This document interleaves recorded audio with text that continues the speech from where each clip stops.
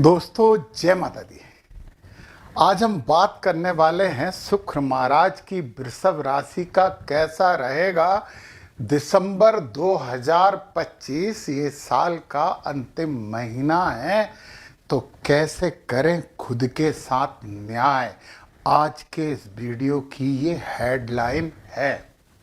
हम यहाँ पर नक्षत्रगत उपायों की भी बात करेंगे और हर ग्रह को शुभ करने के लिए कुछ ना कुछ तो हम करने वाले हैं। उससे पहले एक बात बता दूं मैं आपको कि 2026 का माह का राशिफल, हर माह का राशिफल नक्षत्रों के उपाय के साथ, नक्षत्र फल के साथ मैंने बना दिया है। आप यदि वो लेना चाहें तो नीचे डिस्क्रिप्शन में लिंक दी हुई है, उस लिंक के माध्यम से आप लेकर अपने पूरे 12 महीने 2026 का राशिफल समझ सकते हैं, पढ़ सकते हैं और आपको क्या करना चाहिए हर माह को अच्छा करने के लिए वो भी उसमें डिटेल दिया है। तो अब हम सबसे पहले संक्षेप में समझ लें कि कैसा रहेगा वृषभ यानी कि आकर्षक और मेहनती जातकों के लिए ये दिसंबर माह है।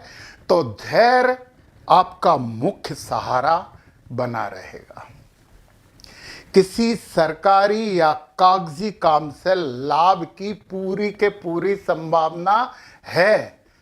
प्रेम संबंधों में स्पष्टता लाने की आवश्यकता है, नहीं तो कुछ गलतफहमी भी जन्म ले सकती है।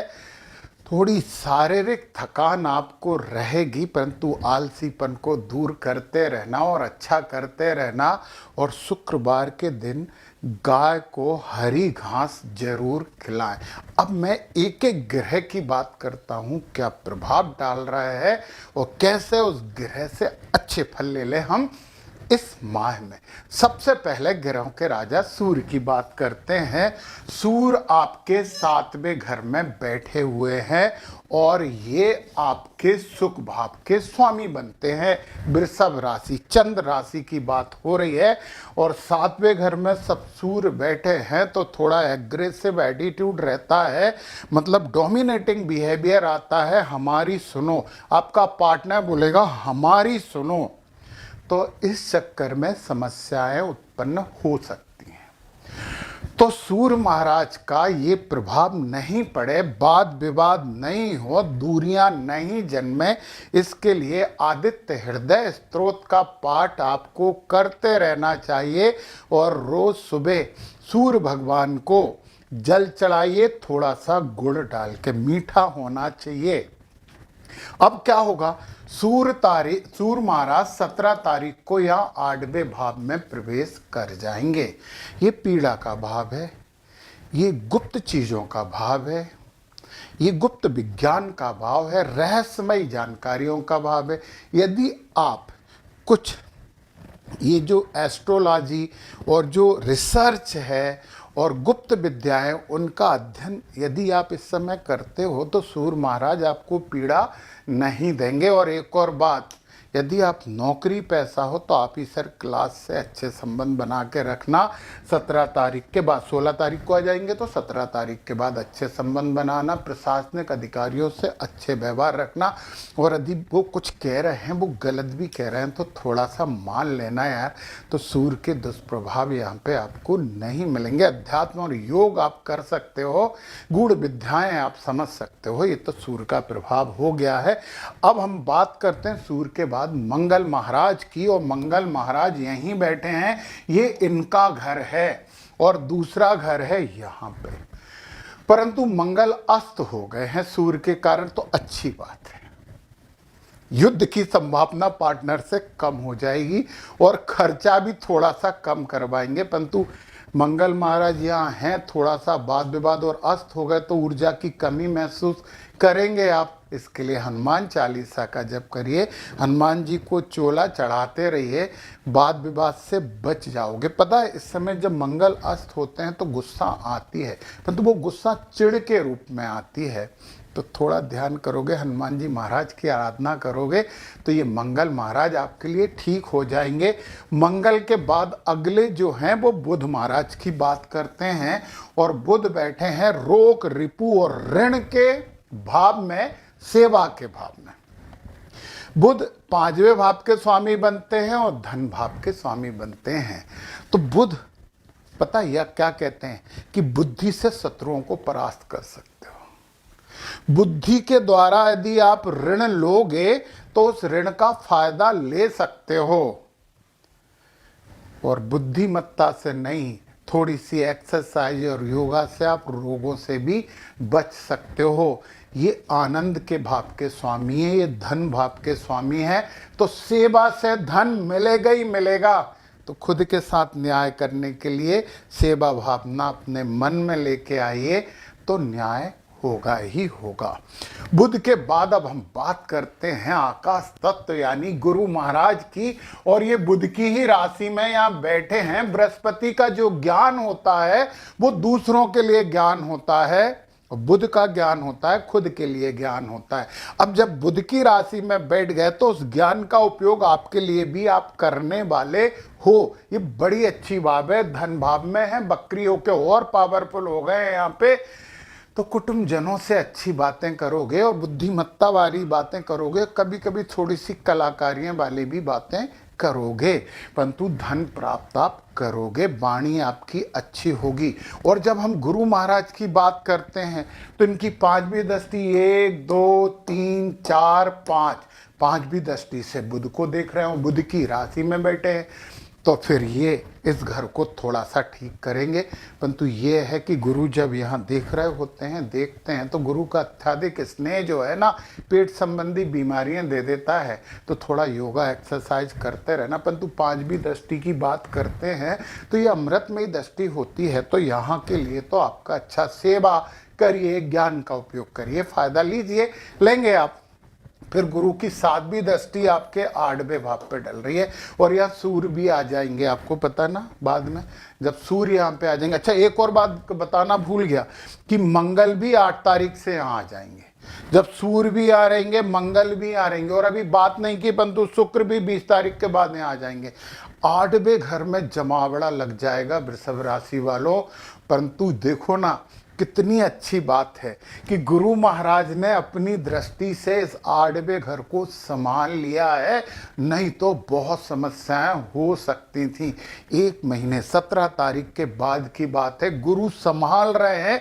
ज्ञान से पीड़ा को कम कर लेना, ज्ञान से अपने दिमाग में कुविचार मत आने देना, क्योंकि शुक्र भी यहाँ आ रहे हैं और अस्त भी हैं। तो बुद्धि थोड़ी सी खराब तो करते हैं, परंतु गुरु महाराज ने बड़ी कृपा की है। धन्यवाद दे देना गुरु, और गुरुओं का सम्मान करना। और एक काम करना यार, यहाँ पे गुरुवार के दिन कुछ पीली वस्तुएं दान भी कर देना, तो बहुत अच्छी बात है।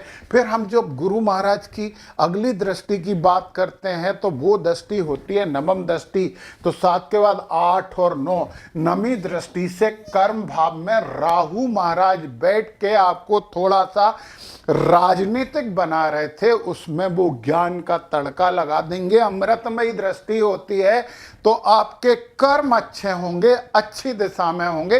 राहु यहाँ बुरे नहीं होते हैं, और राहु मित्र की राशि में भी बैठे हैं। तो गुरु की दृष्टि ने राहु महाराज को भी संभाल लिया है, तो फिर काहे का दुख। तो मैंने फिर बोला कि अपने कर्मों में ज्ञान लेके जरूर आना, तो फिर खुद से न्याय होगा। चलिए, गुरु महाराज की बात हो गई। अब शुक्र महाराज के जाएं। 7वें घर में शुक्र बैठे हैं। वो कहते हैं कि 7वें घर में शुक्र बैठे हैं तो 7वीं दृष्टि वाला घर चमकाते हैं, मतलब आपके व्यक्तित्व को चमकाने का काम करते हैं। परंतु नहीं करेंगे क्योंकि अस्त हो गए हैं। अस्त हो गए हैं तो स्वास्थ्य में थोड़ा सा थकान वगैरह आएगी, इस वजह से थोड़ी सी दिक्कतें हो सकती हैं। तो मैंने कहा शुक्र महाराज को ठीक करने के लिए महिलाओं का सम्मान करें, लक्ष्मी नारायण की पूजन करें, और शुक्रवार के दिन माता लक्ष्मी को खीर का भोग भी लगाते रहें, तो बहुत ही अच्छी बात है। या कन्याओं को खीर खिला दें यार, ये भी अच्छी बात है। और शुक्र आ जाएंगे यहाँ पे कब, 20 तारीख से यहाँ आ जाएंगे। तो मैं बता ही चुका हूँ, यहाँ तो गुरु ने तीनों को संभाल लिया है। तो जो दर्द दे रहा है ग्रह गोचर व्यवस्था, वो ही दवा भी दे रहा है आपको, इसलिए टेंशन करने की जरूरत नहीं है। ज्ञान का स्तर बढ़ाने की कोशिश करते रहना। अब हम आगे की बात करते हैं। शनि महाराज पे आ जाते हैं। शनि बड़े प्रभाव डालते हैं, और शनि बैठे बड़े अच्छे घर में आपके 11वां भाव उपछाया भाव होता है, और यहाँ पे ये जो शनि जैसे क्रूर ग्रह अच्छे फल देते हैं। तो यार ये सोशल नेटवर्किंग का है, दोस्तों का है, लाभ का है। लाभ तो मिलेगा मिलेगा, देर से मिलेगा यार, पर लाभ तो मिलेगा ही मिलेगा। शनि महाराज यहाँ पे अच्छा कर रहे हैं, परंतु वो कहते हैं कि शनि की दृष्टि समस्याएं उत्पन्न करती है। मैं फिर से बोलूँ, शनि की दृष्टि रुकावट नहीं होती, अलर्ट होती हैं। तो शनि की तीसरी दृष्टि आपके लग्न पे पड़ रही है। ये आलसी बनाने की काम करेगी, ये काम को टालने का काम करेगी। और यदि आप अपनी दृढ़ इच्छा शक्ति से काम को टालते नहीं हो, कोई भी काम की तुरंत शुरुआत करते हो, तो ये शनि महाराज की तीसरी दृष्टि आपके लिए अशुभ नहीं बचेगी, शुभ हो जाएगी। वो कहते हैं, वो दृष्टि बताती है कि जिस घर पे पड़ी है उस घर को जागृत करना जरूरी है। फिर इसके बाद 7वीं दृष्टि यहाँ आ गई, और ये शिक्षा का भाव है, ये आनंद का भाव है, ये प्रेम का भाव है, तो बुद्धि का भाव है। बुद्धि से काम करना, बुद्ध की राशि है यहाँ पे, बुद्धि से काम करना। और ये वाला जो बुध यहाँ बैठे, इससे एक घर आगे यदि इसे लग्न बना दें तो बुध धन भाव में हो जाएंगे। तो पता है, सीधी सी बात यह कि आनंद में किसी का दिल मत दुखाना, शिक्षा में लापरवाही मत करना। कितना ही मन नहीं हो तो भी पढ़ाई लिखाई करना, और इंटरटेनमेंट मनोरंजन के लिए मैं फिर से बोल रहा हूँ कि ऐसा कोशिश करना कि मनोरंजन आपका भी हो और दूसरों का भी हो। मतलब किसी को दुखी करके खुश होने का काम मत करना।